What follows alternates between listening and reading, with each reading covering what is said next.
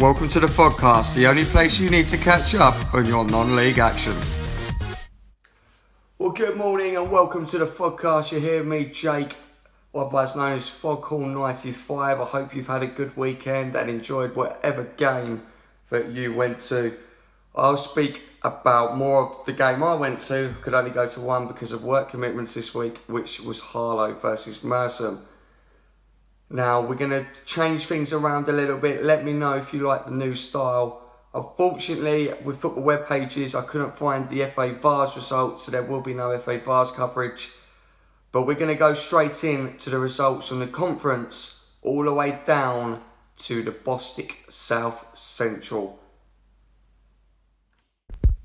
Well, now, unfortunately, at this time, I was going to read the scores out for you, and I've tried this a few times, but I can't read the scores out quick enough to cover the videos because I've scrolled through them quite quick. So that is something that will happen next week. You'll just have to see the scores for longer. My idea was to do it quick so you didn't get bored with just reading scores. So I'll stay with you as we go through the scores, just so it's not too quiet. Have a look at the results. Of course, you could see Harlow's 4-1 defeat against Mersham, which is the game I was at. And then going down, you can see Wingate and Finchley. They lost to Potters Bar. Going through here, Basildon United lost 4-0, and actually their manager's now left the club. David Hughes' Aveley beat Bury Town 2-1. Going into the South Central, Hertford Town lost 2-0. A defeat for Charlie Edwards' new side. Northwood 3-0 winners despite losing their management staff. And going into the South East, if we got any shock results here. 7-1 to VCD against Hernburn. Well, there was the results from the weekend, down from the conference all the way down to the Bostik leagues. Some shock results in there. Let's first of all talk about my result for the game I went to, which was Harlow Mersham. After starting off really well, taking the lead 1-0, we end up losing the game 4-1. We took the lead for the first minute through Nathan Carrington. Wasn't a great result. And of course, Wingate and Finchley losing 4-0 to Potters Bar. So if you want to see the highlights from the Harlow versus Mersham game, I did miss 2 of the goals unfortunately. You can see the game on my channel, which would be the most recent video under this one. Now today I've got Chris from the Blue Army Ultras, which is one of the Blue Army Ultras that follows Wingate, with his views on the game at the weekend. And then followed straight from that, we have Danny Chapman, or a bit of Danny Chapman's interview of how he thought the game went on from the Harlow perspective against Mersham. And if you don't know who Danny Chapman is, he is the Harlow Town manager. Thank you for Ian Barham, the guy that runs the actual official Harlow TV, for allowing me to use this clip. So without further ado, we go into Chris and then Danny Chapman. Guys, this is Chris from Blue Army Ultras, and today I'm talking about the 4-0 loss against Potters Bar Town. Unfortunately, 4-0 is not good to take in, but it was the first game with Nicky Shorey out of the club after he left. First half, we were absolutely terrible. There was absolutely no passion on the pitch whatsoever, but the referee did help Potters Bar Town get their first and third goals for some guy scored the hat-trick for them. The referee also made Mark Charles Smith offside when he shouldn't have been offside. So effectively, it was a one-on-one scenario where Mark Charles Smith is very good on his one-on-ones, where he scores most of his goals through them kind of scenarios. Second half, Glenn Little must have done a good team talk because we started to produce a slightly better attacking threat, albeit we didn't score any goals.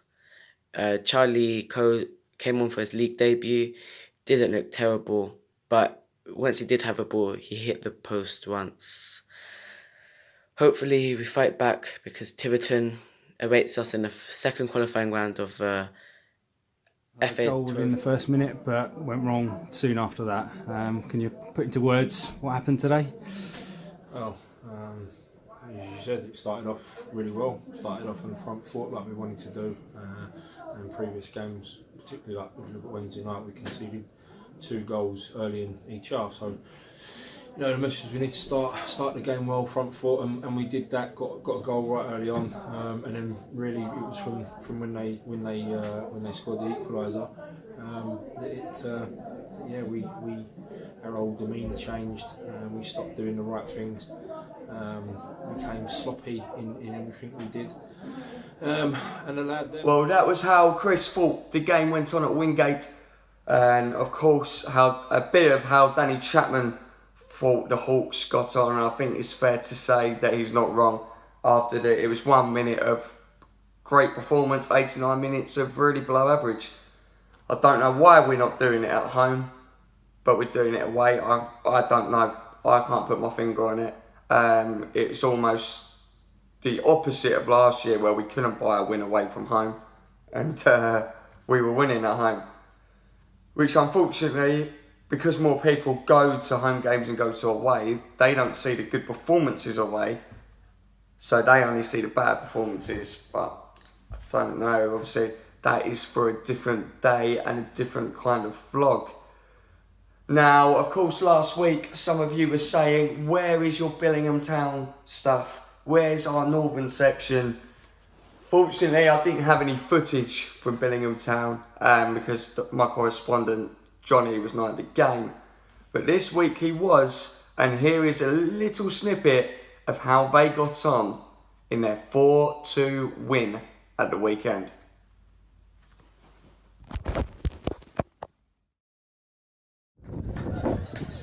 Hiya, this is Charlie reporting from Billingham Town, and we're playing Easton today and up the town.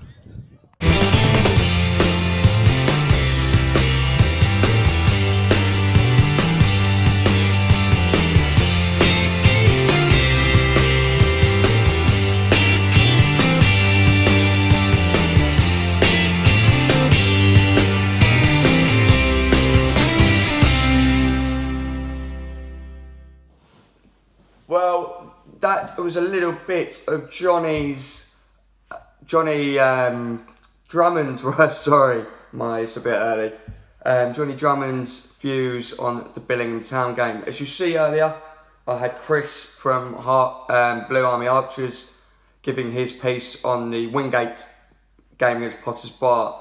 Now, if you want to get involved, I'll leave my Twitter handle in the comments. If you can't see it, it's at the Fogcast1, and 1's just the number 1. Send me over what you want at the end of each week of games. I'll only cover during the week, like the weekend games. If you don't feel comfortable being on camera, I never used to like being on camera at all. Send me over a soundbite and I can just put it over a photo of yourself or a photo of the club that you support's badge, and get your opinions and views across. And the more people that do it, the better content this will be, because I don't just want it to be being rambling on and on and on. That's not going to get me views, so it's not good for me, and it's not good for the viewers either.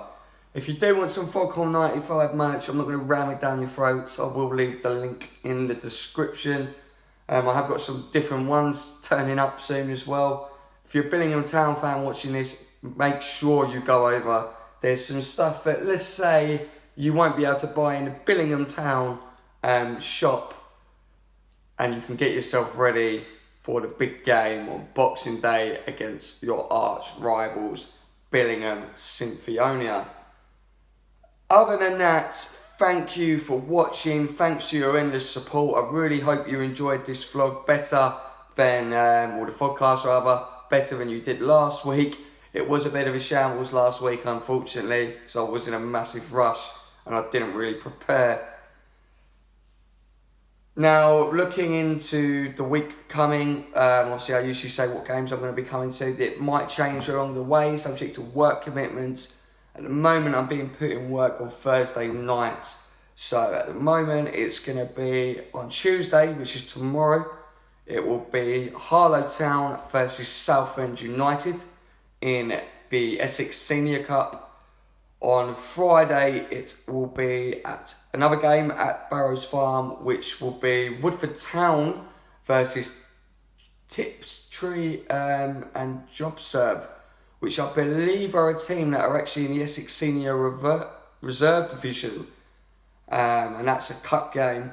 And then on Saturday, if I can't get to Carshalton Harlow in the FA Trophy, I will still be covering a game which will be covering the new generation of Harlow, which will be the Harlow Reserves versus Epping Town FC.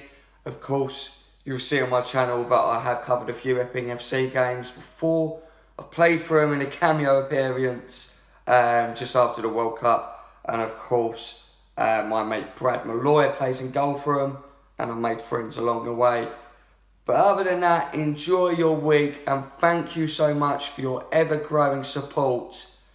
And good luck to whoever you support at the weekend, as long as they're not playing against Harlow or Leyton Orient. Thank you and goodbye.